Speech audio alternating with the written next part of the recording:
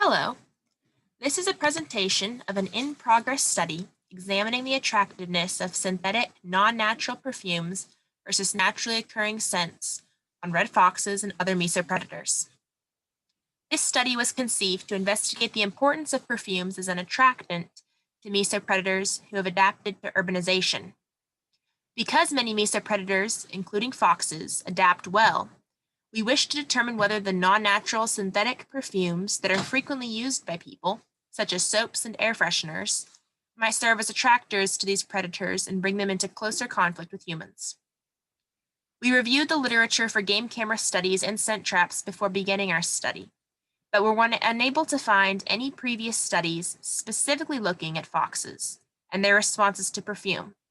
Although we did examine several papers that had looked at different forms of natural attractants, such as fatty acids, fish, and even dog food.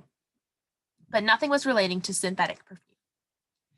We chose 3 different sites in Walker County as part of our study, separated from each other by several miles, as we wanted to maximize our exposure of the baits to different populations of mesopredators. The terrain was mixed forest with medium to low underbrush and with water sources. Our baits were rectangles of cotton rag that were soaked in the scent for at least 24 hours prior to being used. We put 2 baits at each site, approximately 4 to 5 acres apart from each other and out of line of sight. Each bait was on a stake, placed in the ground, with the game cameras 10 to 15 feet away. The cameras were left for 10 days to maximize the exposure time, as we had previously determined from the literature that a week was sometimes insufficient for animals in the area to discover it, but that by 14 days they had become acclimated. Therefore, we settled on 10 days as a good intermediary time. At the end of 10 days, we collected our data and analyzed our results up to this point. The perfume has been the most frequently visited scent so far during this study, with multiple different species visiting it from deer to possums. The most frequent animal observed has been the raccoon, who has been observed at every single bait station without exception to date. The raccoons also tend to linger in the area, tripping the camera multiple times as they do so. There have also been young bucks observed who have visited every scent except for the rabbit urine up to this point. This indicates, based upon the data collected so far, that rabbit urine is both not a novel scent, nor one that they seem to consider as indicating a threat, and therefore they do not see it as worth further investigation.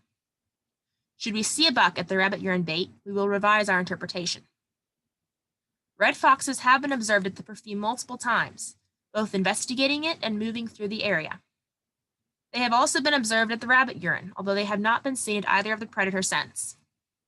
So far, using this data trend, it seems likely that they have been investigating a novel scent in the form of the perfume, and a potential source of food in the rabbit urine.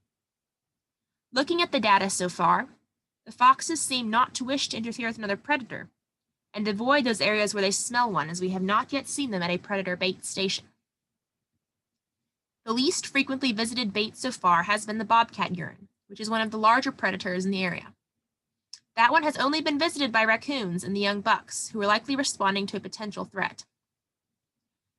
We will be able to give a fuller analysis once we have finished the study, but as of this moment, the data is trending in favor of foxes and other mid-level animals, finding novel, non-natural scents to be attractive enough to investigate multiple times.